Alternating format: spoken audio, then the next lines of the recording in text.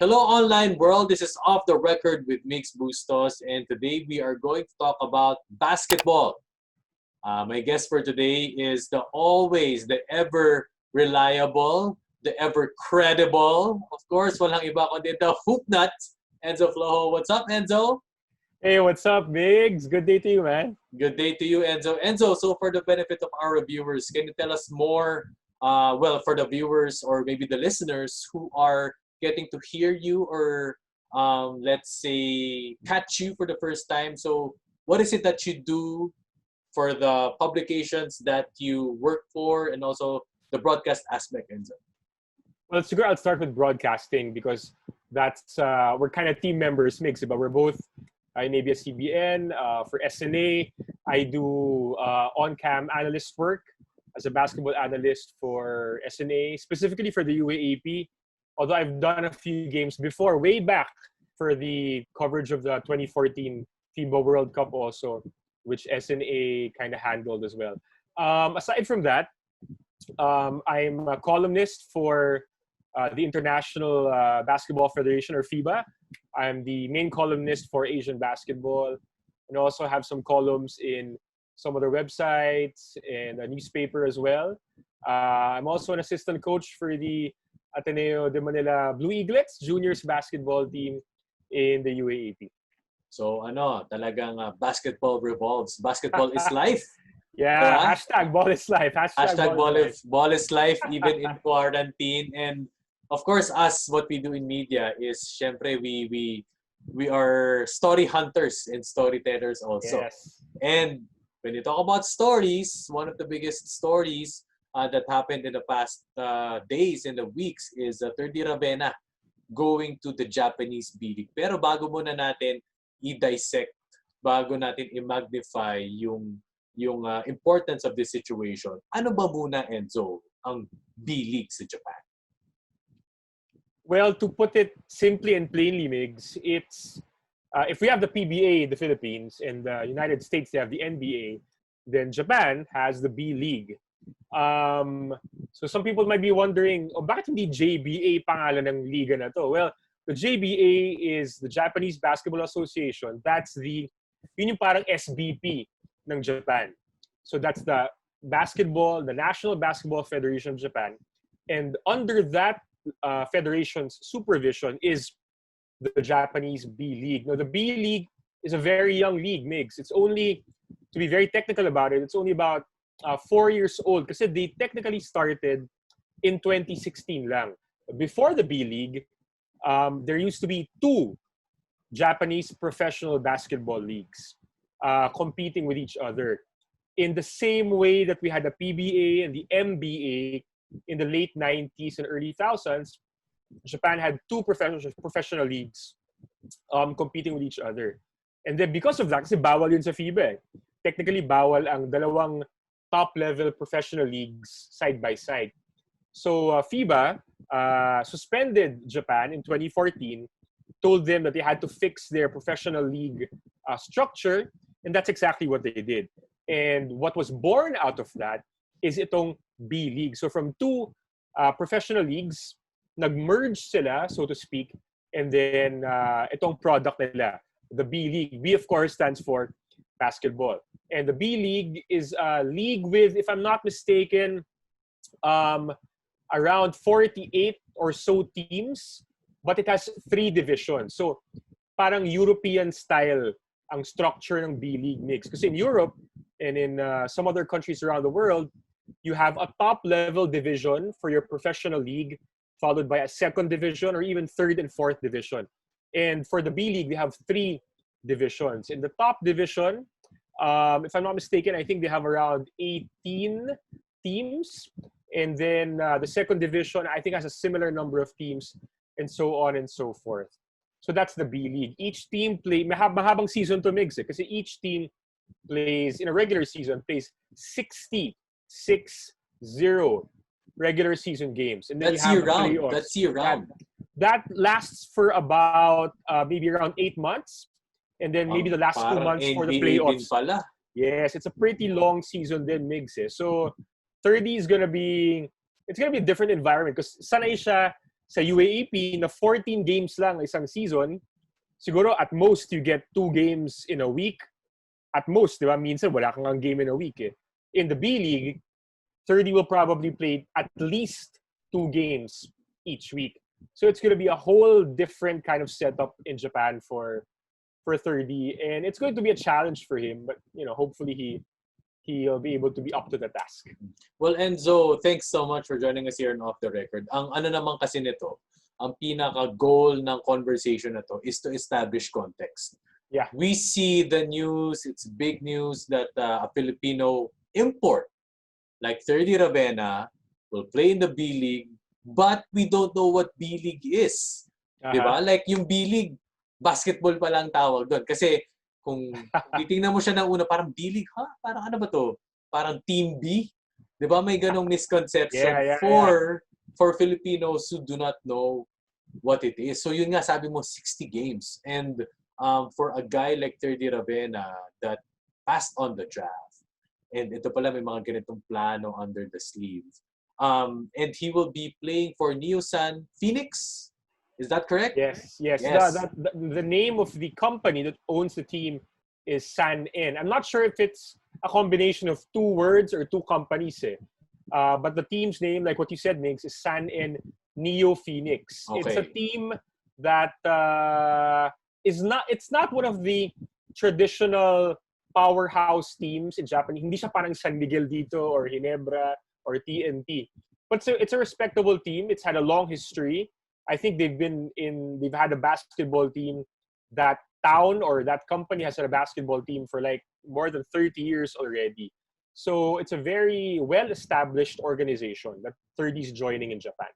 Okay, so gaano ka big deal, Enzo, na 30 will play in the B League? Ano ba yung mga sino ba yung mga international names that may not be common to the Filipino ear but are big in the basketball world in Japan? That's why it's a big thing that 30 will play in this league. Yeah. Well, Japan is a very open country or culture, and that we can see that also in their sports leagues. I mean, they've had some Japanese players play abroad in football, in baseball, and in basketball as well. I mean, Yuta Tabuse played in the NBA. Rui Hachimura and Yuta Watanabe are both in the NBA as well. They have a couple of players who are at the amateur level also in the States. And likewise, they've had several imports from Asian descent as well. Of course, the Japanese B League, they've had imports for a long time. American imports, European imports, even Asian imports. Now, a lot of people think 30 is the first Asian import in the B League. That's not entirely accurate because they have actually had Chinese, Taiwanese players in the past. The team that 30 is joining, San Neo Phoenix, they've actually had 1 Chinese player in the past. I'm not sure if you've heard of him, Migs. He is Sun Ming Ming, 7'8". Mas matangkad pa kay Yao Ming to. 7'8". Yes. Wow. Not a very good player. He's 7'8". He's no Yao Ming, but he's taller than Yao Ming. He made the team several years ago. And then, so 30 is going to be technically the second Asian import for this team. Now, this team has had several former PBA imports as well, the latest of which is former Alaska Aces import Rob Dozier. He played for San Neo Phoenix just last season. So ang daming imports na rin na pinagdaanan itong team na to. And of course, imports are common in the Japanese B League. But to have First Filipino, Enzo? First Filipino? Yes, to have a Filipino import has been unprecedented. So 30 really is opening, a previously unopened door, so to speak, in the B League right now. Parang sumasabay sa trend ng, syempre, sa G League, si Kai Soto, tapos si Jalen Green na uncharted territory, kumbaga. But sticking with 30, ano ba yung, Enzo, being with the Ateneo community and getting to follow his game ever since he was a Blue Eaglet, diba? What do you think will be his main strengths? What will he give to the team? And ano yung main benefit nito? This is a 2-part question. Ano yung main benefit nito sa Philippine basketball? Yung second part, Enzo, mamaya. Okay, go ahead. Sige, Parang sige. alam mo na ba yung medyo tinutuhog ko dito? Medyo. Medyo. I mean, we've known each other for quite some time, Migs. Yeah. I kind of know, we kind of know what Yeah. were our wavelengths already. Okay, go ahead. So I mean, I've known 30 for quite some time. Ever since he made it to the high school of Ateneo de Manila, I've kind of witnessed his growth from year to year. When he started out in high school, Migs, remember in first year high school, a lot of people were saying, is he as good as his dad or his brother? Because when 30 was in first year high school, Kiefer was in fourth year. So Kiefer, by that time, had won 2 juniors titles, was on his way to win his 3rd juniors title. And, a lot of people were picking Kiefer to be, a superstar already in college, even before he was in college. There was one batchmate of 30 who made it to the juniors team because 30 didn't make it. There was actually another Atenean, si Jay Havelosa. A lot of people said... Big man, yes. Big man. I think he plays in the MPBL right now, si Jay Havelosa. Also played for the Eagles, I think, for 1 or 2 seasons. Nag-tryout yata sa amin sa Sobelion Enzo eh. Tapos narinig ko rin yun. Ayan.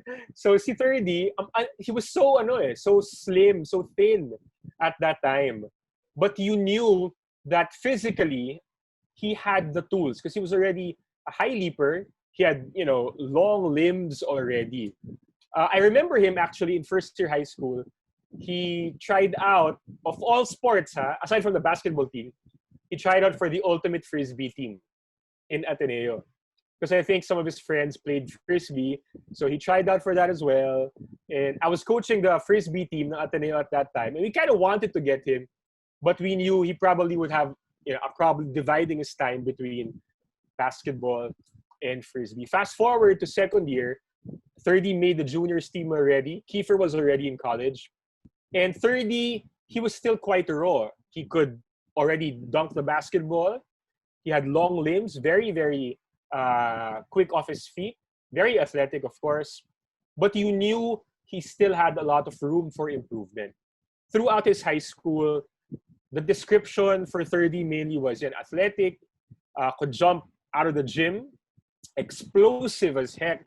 But a lot of people said he might not have the same instincts or maybe the same basketball IQ or gulang or discarte as Kiefer did. Now, 30 never won a championship in the UAP Juniors division.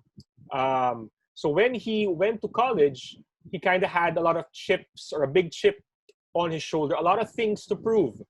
So he worked on his game. He worked on trying to really improve on his weaknesses. He suffered several setbacks in college, as a lot of people know, especially missing season 78.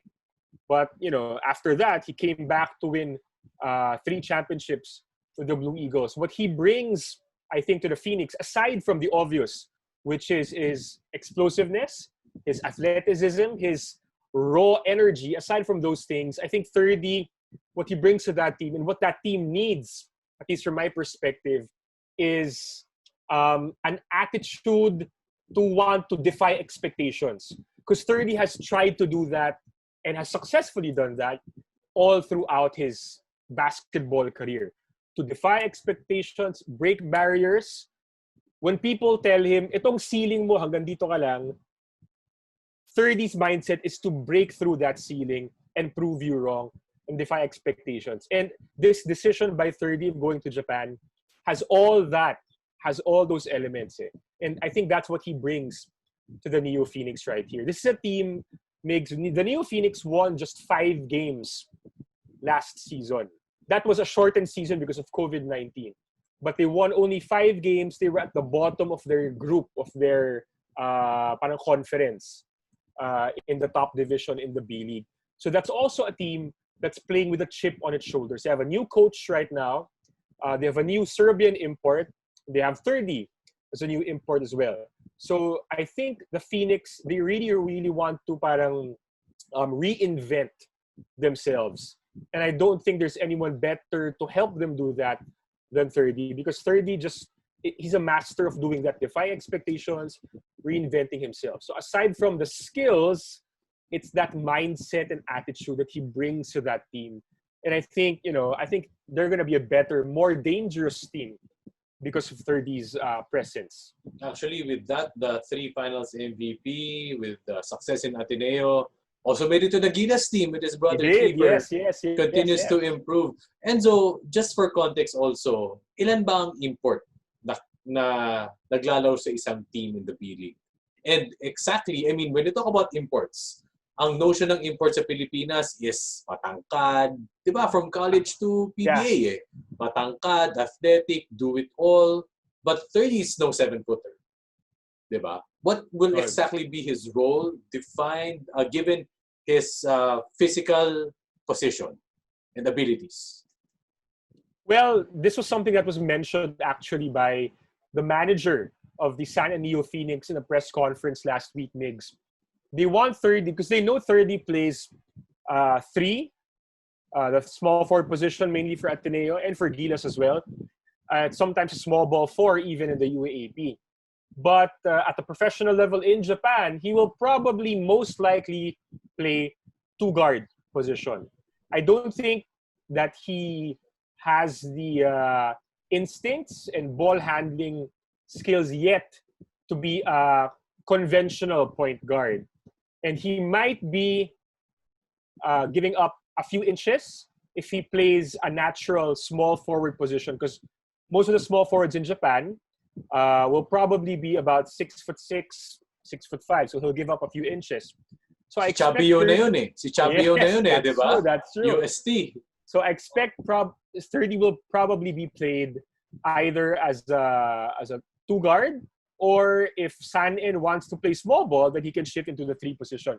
So 30 will really need to improve on, and he's improved na naman in these aspects, but he will need to continue improving on his ball handling and his shooting. I don't think he will have as many chances to take pull-up threes, but maybe he'll be able to para magiging role niya, maybe wait a little bit in the corner, be the release guy, spot up shooting. Those are the things that he'll probably need to be a bit more familiar with in Japan. And in the Philippines, we've seen him at times be the point of attack or the creator for Ateneo, especially when the play breaks down.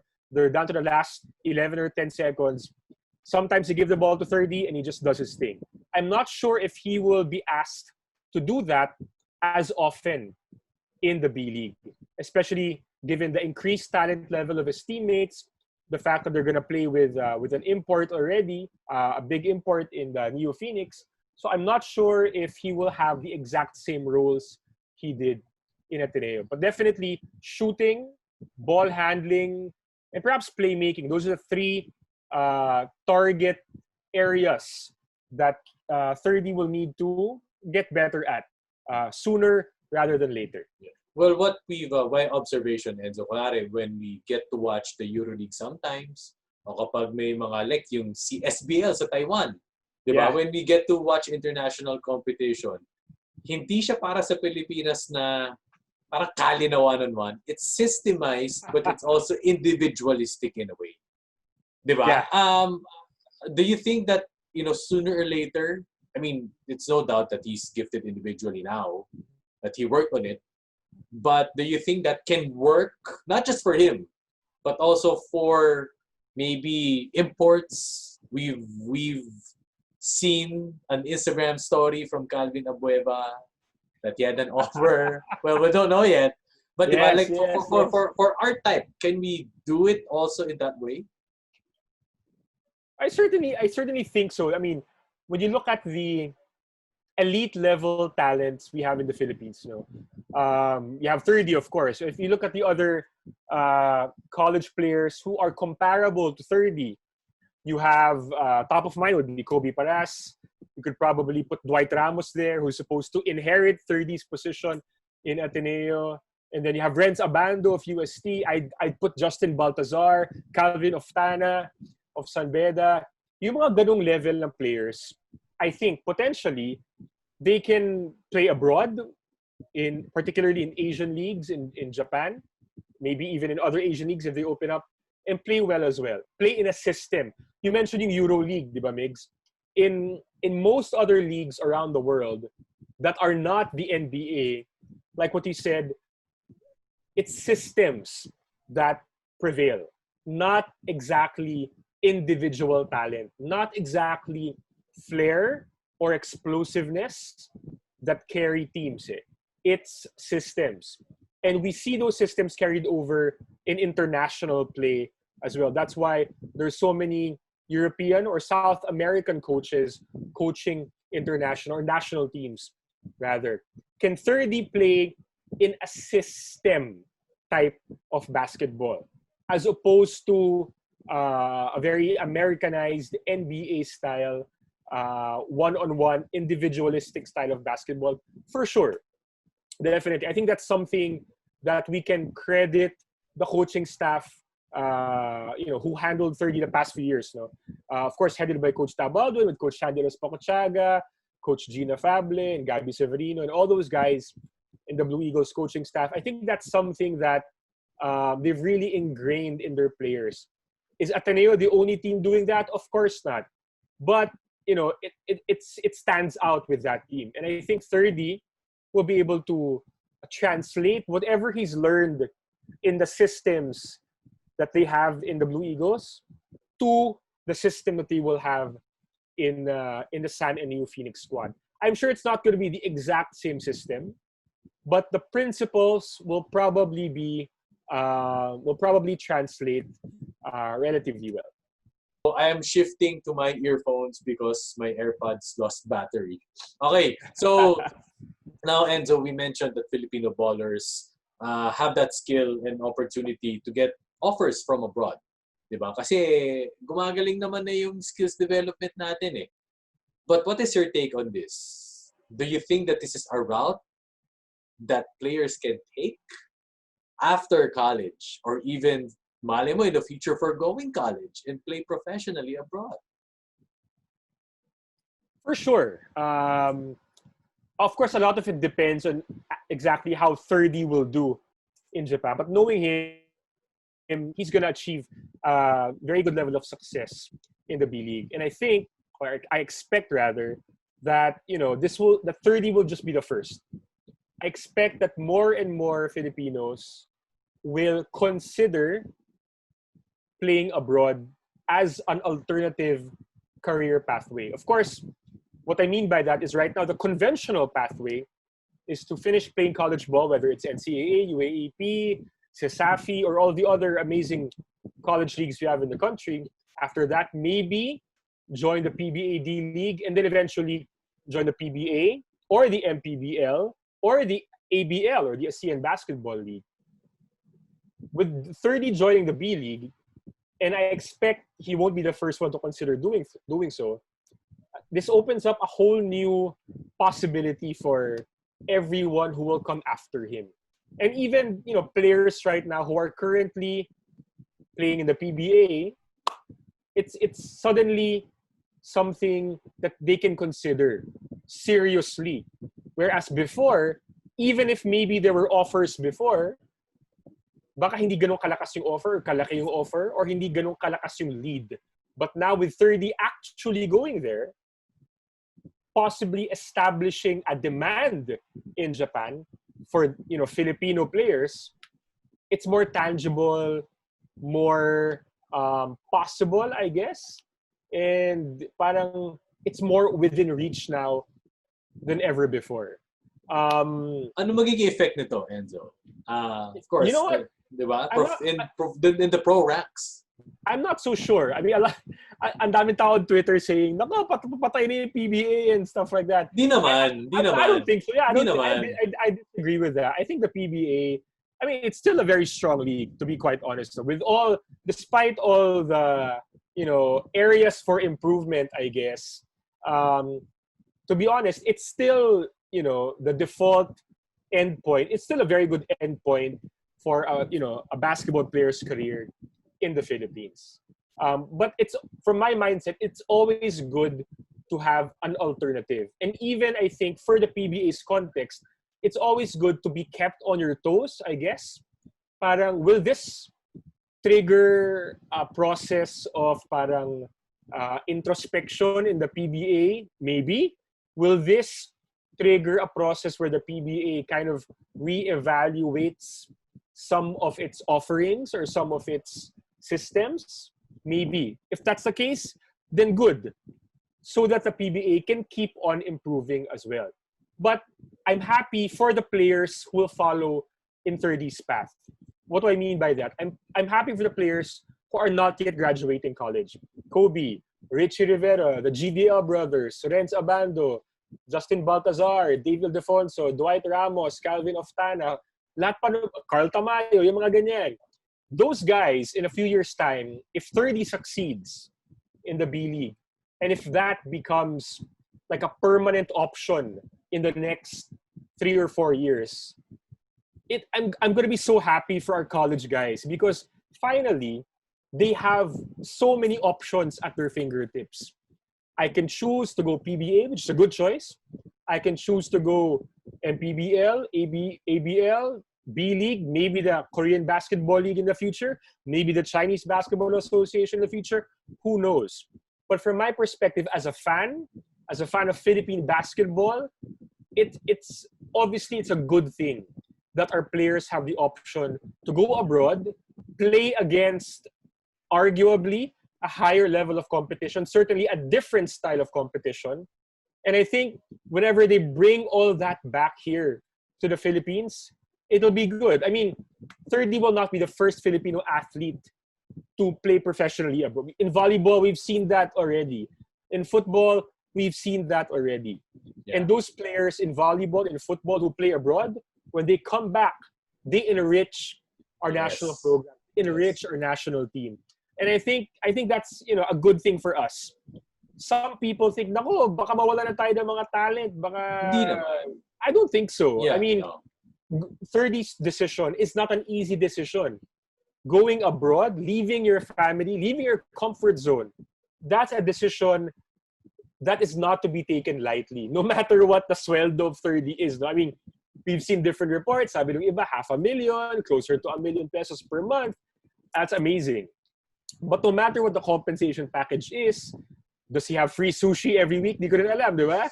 But it's not an easy decision. 30 will have to learn a new language. It's a different culture. Even if there are a lot of Filipinos working in Japan, he will not have a Filipino in his home, in his immediate circle there. So it'll be a big adjustment for him. Not everyone can do that. Okay. You take all our elite basketball players in college, let's say the top 10, and I'm not sure if all 10 would be open and willing to make the same decision 30. Even if they're as good or even better than 30 skill-wise, I'm not sure if mentally, emotionally, you know, they feel they will be prepared to do that. Yeah. But again, what I'm happy about is this opens doors. Time out. Sorry. Can you wait lang yung green screen ko, bro? Wait lang. No. Okay. So just to put a disclaimer or something of the sort. This is not to ruffle feathers. This is opinions of fans.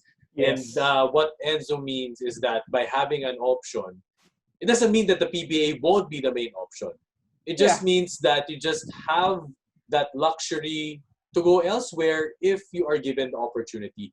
And ang end goal naman nun, according to my interpretation from Enzo, is to enrich Philippine basketball, just like Jaja Santiago, Brian Bagunas for volleyball. When they come back for the national team, hinog, di ba? Hindi natin sinasabing hindi ka may hinog dito. Pero di ba kapag may international experience ka, bakit si Gabe Norwood, bakit si Jordan Clarkson, when they come from different parts of the world, especially in the States, it's a luxury to have them on the team. And for 30's case, it will be also a luxury in the future. At the same time, Enzo, ito namang yung mga players that you mentioned, like 30, and for the ones that he's opening doors for, is Gilas naman din will be on their mind. Diba? It will always be playing for the national team. For sure. And 30 said that. Diba? One of the reasons he picked the B League in particular, because I know for a fact that he was being offered to go to other countries even other continents after playing in the UAAP. What made him choose Japan and B-League in particular is because it's so close to the Philippines. If he needs to come home for the next Asia Cup qualifier, which is supposed to be in November, he can do that. And the B League, they've scheduled their calendar in such a way to accommodate those windows. So I'm confident that if we call on 30 to play for the national team, he'll be on the next flight home. He'll be here in like 4 hours. I wouldn't be surprised if he goes straight to Meralco gym, practices with Gilas. I mean, that's the kind of kid 30 is. So I wouldn't be surprised. And I'm sure that was at the back of his mind when making his decision as well. Yes. That he wants to carry our colors abroad, and he still wants to represent our colors on the international stage as well. So it's, it's good for 30, it's good for us. Enzo, lastly, should the PBA still be an option for players who are going abroad? And do you think it will still be an option? Ano ba to? Parang, ano bang mentality ng player, from your opinion, if he's going abroad to play? Will it be long-term? Will it be just a pit stop? Will it be a stepping stone? Ano ba yan? Well, I think it depends on the player himself. But right now, it's still, even if we're all excited, these are sort of untested waters for Filipino players. So 30 is probably going to take it one season at a time. I think, in theory, he has the skill to play abroad medium term, maybe even long term. And several other, young players come to mind with that possibility. But again, because these are untested waters, I'm sure that 30 is going to take it one season at a time. I think the PBA will still be a very, very strong option for a lot of Filipino players. I mean, no Filipino in the Philippines, no homegrown Filipino player, starts dribbling a basketball and thinks really of playing abroad. A lot of we think about our immediate dream is PBA. In my time when I started playing basketball in the 80s, syempre parang, gusto ko great taste. Diba? Yung mga ganyan. Gusto ko Coney Island. Hindi na alam ng mga tao ngayon yun. Tito! Tito of Manila. There you go. But now, diba, when the 11, 12-year-olds start playing now, they think of the Beermen, they think of TNT, they think of the Phoenix Fuel Masters, mga ganyan na iniisip nila eh. That's true. And I mean, that's really the dream for a lot of Filipino players. And I don't think that dream will conceivably disappear or fade away. I think the PBA will even strengthen or try to strengthen its own brand as well moving forward. And that's a good thing, diba? Because that's what we all want anyway as well. Yeah. And for the vast majority of college players, you take 20 graduating UAAP and NCAA players right now, I'm willing to bet, that almost all of those guys will still pick the PBA as their top choice. I mean, that's going to be the reality for the next few seasons pa rin. But with this move, Enzo, sabi mo nga, it will just open doors. Yeah. Diba? Magbibigay ka lang ng option. But at the end of the day, it will still be for the benefit of Philippine basketball. Yes, for sure. But I'll just add something, Migs. Go! If what I also kind of want or dream about is from the PBA's perspective. This is for me personally, because I know a few years ago they opened Asian import spots as well. And, it's no longer a thing. I think they tried it for 2 seasons. Maybe they can reevaluate and revisit that as well. Because coming from... in December last year, Migs, I sat down with 2 executives from the B League. And their main objective in doing this is not to take stars from their neighboring countries. They just want to bring in as much talent as possible because they want to expand the reach of their professional league. I mean, isipin mo Honda, Toyota, Sanyo, Sony. Bay talaga ng mga Hapon, no? They're all Japanese brands that have expanded outwards. And that's what the B League wants also. They want their brand to expand. And I think the PBA has the potential to do that as well. I think they have a lot of really, really smart people at the executive level in the PBA who can jumpstart, something to try and explore that same framework moving forward. Wow, that's an interesting thought, and it will be up for another discussion kung sakasakali. But then, of course, as always, talking basketball with one of the best basketball minds in the country, Enzo Flojo. Enzo, maraming salamat for joining us here and Off the Record, and can't wait to catch you guys the next episode. Thank you, Migs.